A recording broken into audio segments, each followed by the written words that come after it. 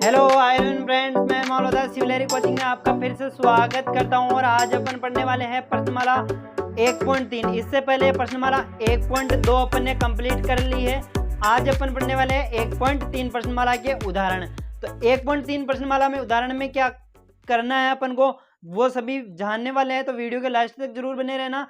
और जो भी चैनल पर नए हैं तो चैनल को सब्सक्राइब कर लीजिए और सब्सक्राइब के बटन के पास बेल आइकन दिया है उसे प्रेस करके ऑल पे सेलेक्ट कर लीजिए ताकि आपको हर एक नए वीडियो की नोटिफिकेशन आप तक पहुंचती रहेगी। और साथ ही जिसको सभी वीडियो चाहिए अपने चैनल के प्लेलिस्ट में जाके सभी वीडियो प्राप्त कर सकता है। ठीक है, तो आज देखते हैं कि अपन को क्या पढ़ना है प्रश्नावली 1.3 में।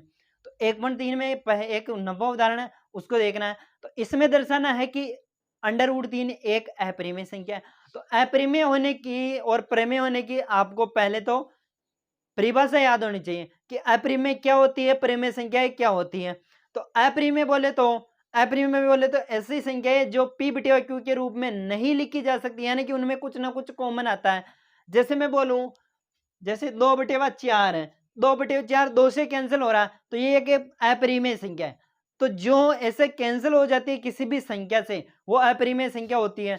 और देखो ऐसी संख्या और परिमेय यहाँ पे लिखा मैंने, ऐसी संख्या है जो p बटे q के रूप में लिखी जा सकती हो। कौन सी ऐसी संख्या है जो p बटे q के रूप में लिखी जा सकती हो तथा q बराबर नहीं होता है 0 के, क्योंकि q बराबर 0 के हो गया। जैसे मान लो कि ऊपर p है, नीचे q बराबर 0 हो गया। अब 0 नीचे किसी भी संख्या में 0 का भाग देते तो अनंत आता है।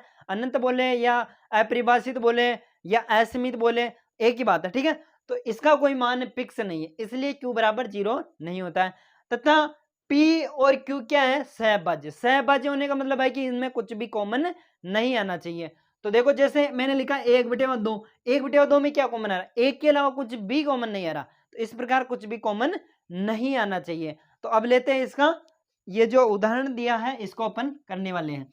तो इस प्रकार अपन को सभी जानकारी जब क्लियर होगी ना, सब ये जो मेन पॉइंट छोटे छोटे पॉइंट आपको जानकारी में होंगे ना, इस क्वेश्चन को करने में कोई दिक्कत नहीं आने वाले।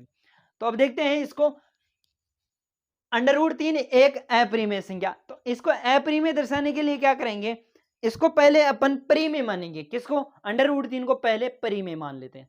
तो हल करते हैं इसका। मानना कि √3 एक अपरिमेय परिमेय संख्या। अपरिमेय तो सिद्ध करना अपन को, परिमेय संख्या मान लेंगे। परिमेय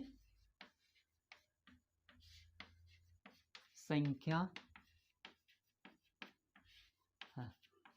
√3 क्या है, एक परिमेय संख्या है, यानी कि विरोधाभास मानना। विरोधाभास मतलब विपरीत। अपरिमेय दर्शाना है तो परिमेय मानना है। ठीक है, तो अपरिमेय संख्या है, तो अपरिमेय संख्या की शर्त क्या है, p बटे q की परिमेय है। तो परिमेय को अब किस रूप में, p बटे q के रूप में लिख सकते हैं। तो √3 किस रूप का है, √3 हो गया अपने पास, √3 बराबर हो गया तो √3 बराबर p बटे q, जहां q बराबर नहीं है 0 के, तथा शर्त वही है, तथा p व q सहभाज्य है।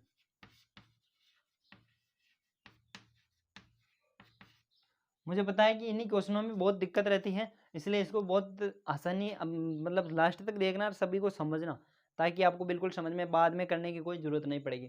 तो यहाँ पे देखो ये जो शर्त थी मैंने वहां पे दर्शा दी है। ठीक है, अब ये p बटे q के रूप में है, तो अब क्या करेंगे इसको, अब इसको वर्ग करें। इसको जैसे वर्ग करेंगे, पहले इसको सही रूप में ले आते हैं। q को मैं इधर लाया तो √3 q बराबर क्या हो गया, p। तो वर्ग करने पर अब आप बोलोगे कि वर्ग क्यों कर रहे हो, तो वर्ग इसलिए कर रहे हैं कि √3 है, अंडर हटाने के लिए, इसका 3 का वर्ग हटाने के, वर्गमूल हटाने के लिए अपन वर्ग कर रहे हैं। ठीक है, तो 3 से क्या, तो √3 q का स्क्वायर बराबर p स्क्वायर, इसका स्क्वायर किया, √3 का स्क्वायर 3 और q स्क्वायर बराबर p स्क्वायर आ गया अपने पास। ठीक है, अब 3 को वापस मैं नीचे ले जाता हूं, तो q स्क्वायर बराबर आ गया p स्क्वायर बटे 3। ठीक है, अब यहां पे क्या लिखेंगे, p स्क्वायर बटे 3 एक पूर्णांक है। पूर्णांक है। पूर्णांक क्यों कहा मैंने? क्योंकि ये सहभाज्य संख्या ही पूर्णांक होती है, ठीक है। तो ये पूर्णांक है, तो पूर्णांक है तो अपन क्या कहेंगे, p स्क्वायर 3 से विभाजित है, 3 से विभाजित है। अब p स्क्वायर 3 से विभाजित है, यदि p स्क्वायर 3 से, जैसे मैं मानूं कि यहाँ पे 15 का स्क्वायर 5 से विभाजित है, जैसे 15 का स्क्वायर 5 से विभाजित, 15 का स्क्वायर क्या होता है 225, तो 225 5 से विभाजित है या नहीं, 225 में 5 का भाग जाता है, तो 15 में तो जा रहा है ना, तो 15 में जा रहा है, तो अपन इसी तरह इसको भी क्या लिख सकते हैं, तो इधर आपको दिखेगा ना, मैं यहाँ पे लिख देता हूँ, तो पी बी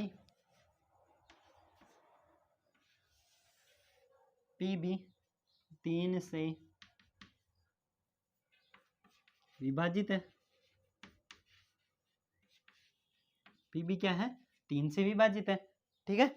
पी स्क्वायर 3 से विभाजित है तो पी भी 3 से विभाजित है। अब पी स्क्वायर 3 से विभाजित है तो पी में 3 का भाग देंगे, कुछ ना कुछ मान आएगा अपने पास, यानी कि पी बटेवा 3 बराबर अपन मान लेते K1, माना ही K1 अपन ने माना था, ठीक है। तो इसको समीकरण नंबर 1 दे दो और इसको समीकरण नंबर 2 दे दो, इसको नहीं, अभी तो इसको थोड़ा हल करो। P बराबर आ गया 3K1, इसको समीकरण नंबर 2 दे दो। अब समीकरण 2 का मान समीकरण 1 में रखो, P का मान यहाँ पे समीकरण 1 में P का मान रखने पर, P का मान रखने पर, अब इसमें P का मान रखा मैंने, तो यहाँ पे Q स्क्वायर बराबर क्या आ गया अपने पास, Q स्क्वायर आ गया अपने पास P स्क्वायर यानी कि 3K1 का स्क्वायर, K1 का स्क्वायर बटेवा 3 है ये अपने पास, ठीक है। अब इसको और हल कर लो, तो Q स्क्वायर बराबर क्या आ गया अपने पास, यहाँ पे तो क्या Q स्क्वायर, हाँ ये तो P का मान आ गया, Q स्क्वायर बराबर 3 तरह का 9 और K1 का स्क्वायर बटेवा 3। यहाँ पे K1 की जगह आप कुछ भी मान सकते हो, XYZ कुछ भी अचर मानना अपन को ना, ठीक है। तो यहाँ तक आपको समझ में आया। अब मैं इसको, ये परिभाषा है, इसको टाइटल पे लिख लो ताकि आपको कभी भी पढ़ो ना तो समझ में आ जाएगी, ठीक है। तो मैं इसको मिटा देता हूँ, जगह नहीं है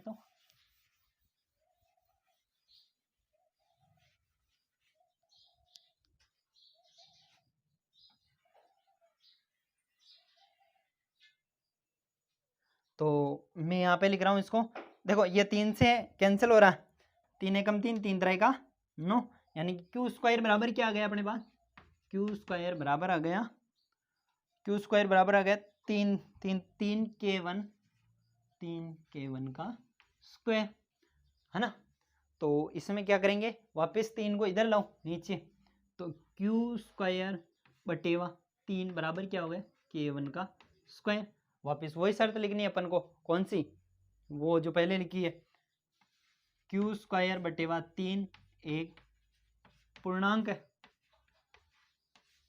ना, पूर्णांक है, इसको समीकरण नंबर 3 नाम दे दो, वो पूर्णांक है। तो Q स्क्वायर 3 से विभाजित है, 3 से विभाजित है, Q स्क्वायर अब 3 से विभाजित है तो Q भी तो 3 से विभाजित होगा, जैसे यहाँ पे लिखा पहले P वाले में, तो Q भी 3 से विभाजित है, Q भी 3 से विभाजित है। अब Q 3 से विभाजित है तो Q में 3 का भाग देंगे, कुछ ना कुछ मान आएगा, तो Q में मैंने 3 का भाग दिया तो क्या आ गया K2 मान आ गया, K2 मान लेता हूँ मैं इसको, तो Q बराबर क्या हो गया 3K2, ये समीकरण नंबर 4 मान लेते हैं, ठीक है। यहाँ तक आई होप कि यहाँ तक आपको बिल्कुल समझ में आ गया होगा, यहाँ तक कोई दिक्कत वाली बात नहीं। तो अब यहाँ पे लिखूंगा मैं समीकरण 2 कहाँ पे, ये समीकरण 2 व 4 से, समीकरण 2 व 4 से, देखो समीकरण 4 तो ये रही और समीकरण 2 ये रही, दोनों में कुछ ना कुछ कॉमन दिखाई दे रहा है, इसमें भी 3 कॉमन है, इसमें भी 3 कॉमन है। तो कहने का मतलब पहले तो अपन ने क्या मान लिया था कि ये P और Q सहभाज्य, सहभाज्य का मतलब होता है कुछ भी कॉमन ना होना, ठीक है, दोनों संख्याओं में, ठीक, P और Q में। तो समीकरण 2 व 4 से P व Q में, P व Q में, P व Q में 3 उभयनिष्ठ है, इसलिए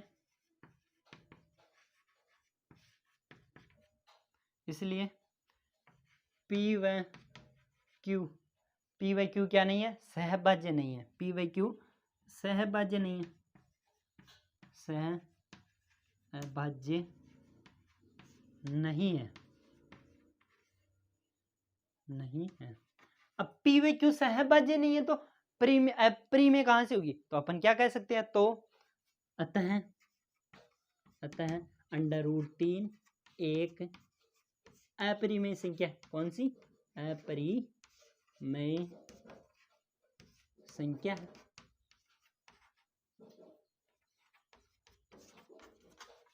√3 एक अपरिमेय संख्या, ये मैंने सिद्ध करके बता दिया तुम्हें, ये देख लो।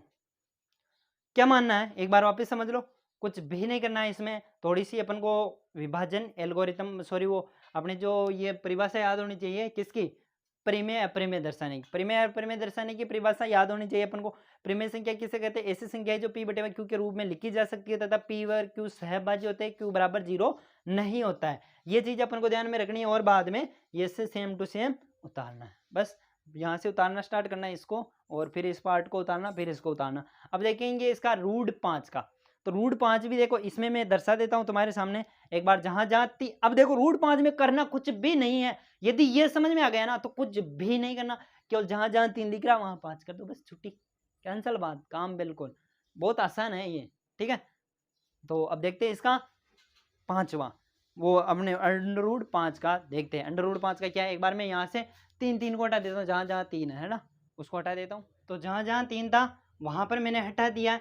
अब यहाँ पे देखो, यहाँ पे √5 को एक अपरिमेय संख्या दर्शाना है, तो माना कि √5 एक परिमेय संख्या है, तो √5 एक परिमेय संख्या, तो उसको P/Q के रूप में लिख सकते हैं, P/Q जहां पर Q बराबर 0 नहीं है, P/Q सहभाज्य है, ठीक है। तो यहाँ पे इसको Q को मैं इधर लाया तो ये हो गया, ये 5 √5 QP वर्ग करने पर, तो √5 का किया तो ये 5 का वर्ग करेंगे, तो 5 का वर्ग करेंगे, यहाँ पे 5 आ जाएगा, और यहाँ पे नीचे ये 5 आ जाएगा नीचे, ठीक है। तो यहाँ पे P²/5 एक परिपूर्णांक है, तो ये यहाँ पे भी 5 आ जाएगा, ठीक है। तो P भी 3 से विभाजित है, P 3 से विभाजित है, तो यहाँ पे P में 3 का भाग दिया तो K1 मान प्राप्त हुआ मुझे, तो यहाँ पे भी 5 आ जाएगा, इस 5 को इधर भेज दिया मैंने। तो समीकरण 1 में P का मान रख रहे हैं अपन, समीकरण 1 में P का मान रखा मैंने, तो यहाँ पे 5 आ जाएगा, यहाँ पे P की जगह पे, और नीचे भी 5 आ जाएगा, ठीक है। तो यहाँ पे 5 का स्क्वायर 25, और ये 5, तो ये 25 वापस 5 से कैंसिल हो गए, क्या बच जाएगा यहाँ पे 5, यहाँ पे 5 आ जाएगा। देखो बहुत शॉर्ट है इसको, जहाँ जहाँ 3 था वहाँ भी मैंने 5 कर दिया, ये इधर आएगा Q²/5, और ये नीचे आया तो Q²/5 एक पूर्णांक है, तो Q² 5 से विभाजित है, तो Q² 5 से विभाजित है, तो Q भी 5 से विभाजित होगा, यहाँ पे आ गया फिर ये Q 5 से विभाजित है, तो Q में 5 का भाग दिया, कुछ ना कुछ मान प्राप्त हुआ, यहाँ पे K2 मान प्राप्त हो गया, माना मैंने, ठीक है। तो यहाँ पे भी आ गया अपने पास, इसको इधर भेजा था मैंने, 3 की जगह पे हो गया 5, ठीक है। तो अब यहाँ पे सिद्ध कर दिया अपन ने, क्योंकि इसमें समीकरण 2 और 4 से देखो 5 और 5 कॉमन आ रहे हैं, समीकरण 2 व 4 से P व Q में 5 उभयनिष्ठ हैं, इसलिए P व Q सहभाज्य नहीं है, तो अपन क्या कह सकते हैं, अतः √5 एक अपरिमेय संख्या है। √5 क्या है? एक अपरिमेय संख्या। इस प्रकार एक क्वेश्चन समझ में आ गया, कोई दिक्कत वाली बात नहीं है। तो ये उतार लो एक बार, अभी देखेंगे इसके बाद इसका नेक्स्ट वीडियो में इसका नेक्स्ट क्वेश्चन, है ना। तो नेक्स्ट क्वेश्चन देखेंगे इसके बाद। तो आई होप कि ये बिल्कुल आपको समझ में आ गया होगा। अब देखेंगे इसके 2 संख्याओं वाले।